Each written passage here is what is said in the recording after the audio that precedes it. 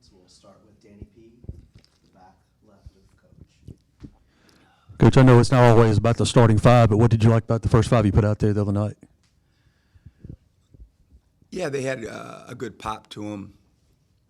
I mean, I would imagine most places across the country when you get to open at home and it's their first game that, that should be the baseline for the guys that get to start and go through the starting lineups and all the pageantry that comes with that. And then to have the type of student crowd we had to energize yourself, like I would have been extremely disappointed if we didn't start off with, some energy to us. We'll stay in the second row and go to the middle with John, and then we'll come down the front row with Paul and Benjamin. What's up, Chris? I was just wondering about Cam. Like, has there been kind of like a development plan when it comes to like his offensive game? How do you want to see kind of that game kind of grow? Because we obviously know what he can do on defense, but what's his kind of offensive development kind of looked like in the offseason to now? What more do you want to see from him? He's committed to his individual improvement of his, as you put it, offensive game. He's has bought into extra time more than ever since at least I've worked with him and going into our third season.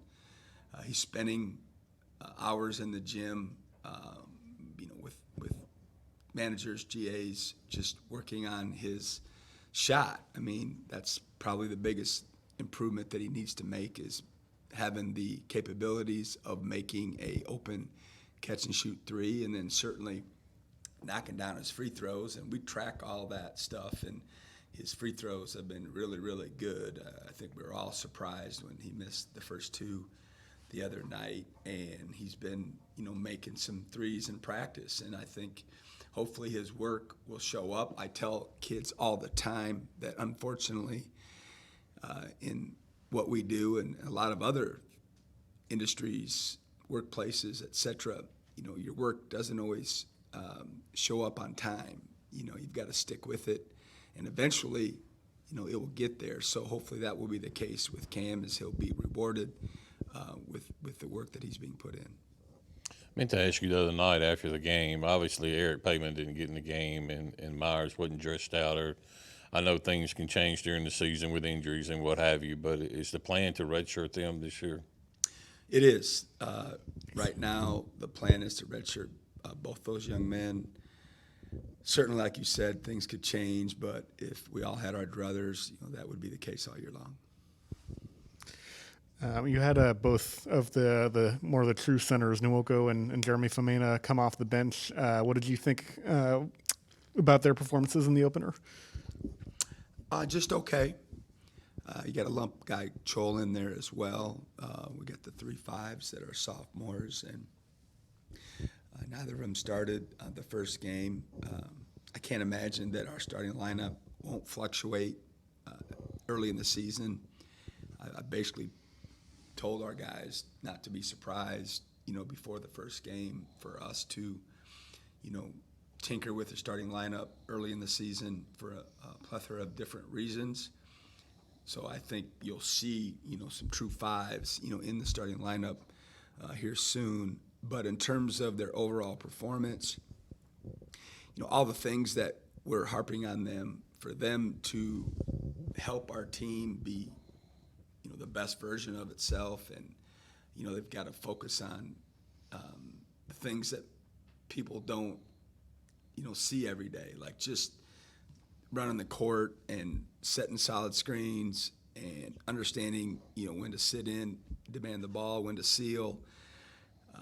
Obviously, rebounding is a big deal for this particular team. That's already been discovered. Between the two of them, in 26 minutes, they had one defensive rebound, and that's just not going to be good enough. So, they're a work in progress, like we've been saying all year long, but I think they're going to get there. What's their mean? That means different for everybody. Most importantly, it's getting there what it means to me and our staff, rather than a fan or anyone else for that matter. So I do think that eventually, I don't know when, like I said earlier, the timing is what it is, but they're great kids, and they work, and they're coachable, and they want to do right, And when you have those kind of intangibles, you know, it usually happens. Back to Paul for two. Georgia State opened up with a pretty good win over Ball State. What have you seen from them so far? You know, it's going to be a step up in weight class for sure. They look very good in their opening home win against Ball State. We know Ball State, and they've got a good team, and they're well coached. So the things that they do best right now, anyway, are areas of concern for us. So I'm sure they're watching the tape thinking the same thing. Hey, we can exploit them on the glass. Our physicality, our size should give them problems if we can get it into the game. And, you know, it's not a secret. We're both honed in on, you know, each other's first game thus far, and that's what it says. So hopefully it'll be good for us in that we're playing a team like that, and we can show our guys if we're not better in these areas that we were weak at in the first game, it'll be a long night for the home team. So it's a perfect scenario, in my opinion, because of who we're playing, to see if we can get better in a short period of time. I'm not sure we're going to get better at it, but how much better, you know, we'll find out Friday evening. But they're an older ball club like most teams are. They're feeling good about themselves, and they're very physical. One second. Switch out. Johnny on the spot.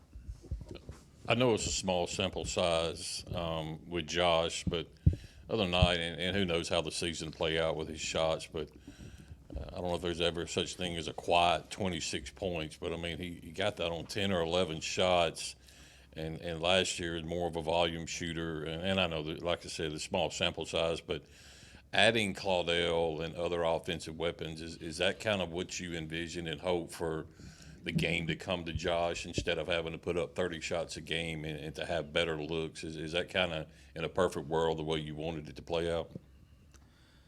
In a perfect world, yes. He did it on 13 shots. You know, I know you're just talking, you know, not in exact numbers, but, you know, Josh wasn't I wouldn't call him a gunner last year.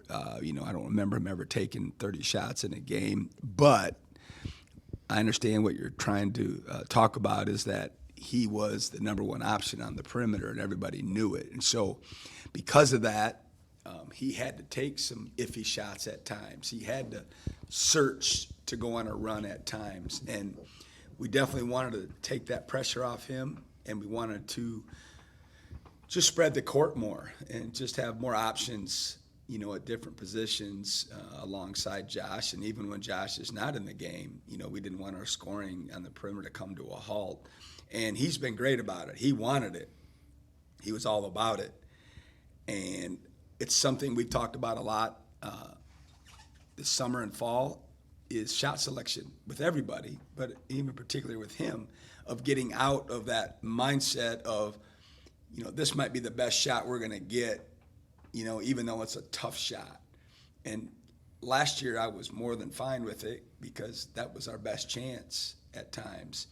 But he showed his growth mentally of understanding what's best for our team and that we have other options. And certainly when the shot clock is dwindling, that's another scenario. But in the meat of a possession, you know, he doesn't have to take, you know, a rushed one or a hotly contested one. And not saying that, you know, he won't do that at different times, but hopefully that will be, you know, we'll continue to do that for him and for all of us as these games keep coming. Got time for a couple more. We'll go to Jacob to Coach's Right and then back to Benjamin to wrap it up. Coach, I think he only had 4 points, but what did you think of Kanye's performance the other night? You know, I thought it was pretty good. Things that will go unseen by the naked eye is he was checking out.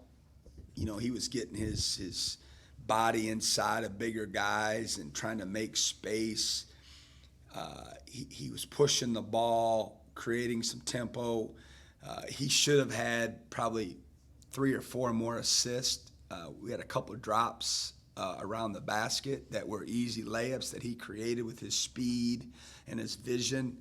A couple threes that I thought would normally go in. And I haven't talked to him about it yet, but I thought he got a little frustrated with it. And then toward the end of the game, he got a little shot happy. He took one shot that I thought was just okay. And from my perspective, I thought throughout the game, we only took 2 bad shots. And you shoot the ball 65 times. I mean, I'll take that ratio every single time, you know, every game, the rest of my career. But you got a glimpse of his dynamic ability to get in the lane and go by people and break defenses down. And then defensively, he got after the ball pretty good.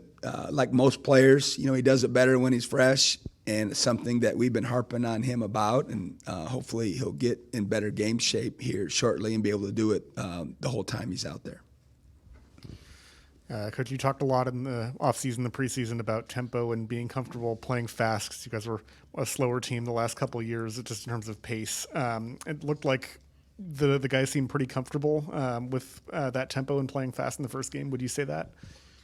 Yeah, we've been practicing that way for quite some time. And I've always argued that tempo is misleading with tempo, like possessions per game. Because if you're doing a good job defensively and the other team's having a hard time getting a shot off, the game will be a lower possession game. So I don't really care what our tempo, adjusted tempo is. But if you want to break it down and really see who's playing fast offensively, look at time of possession for their offensive possessions, okay? And then compare that to your defensive possessions. I want to be a team that has a big gap, that I want our team to play fast and get great shots and put pressure on the defense and score early when we can. But on the other end, right, if we don't turn them over, I want them to have to go all the way to the shot clock and work for open looks. So the difference in length of possession offensively and defensively is way more important to me than when people talk about, you know, what our pace is compared to across the country, because it just doesn't make any sense to me at all. Thanks. We'll see you guys Friday night. You bet. You guys follow that? Yeah, 30 shots was a little bit exaggeration, but you Yeah, knew a where I little was bit. going.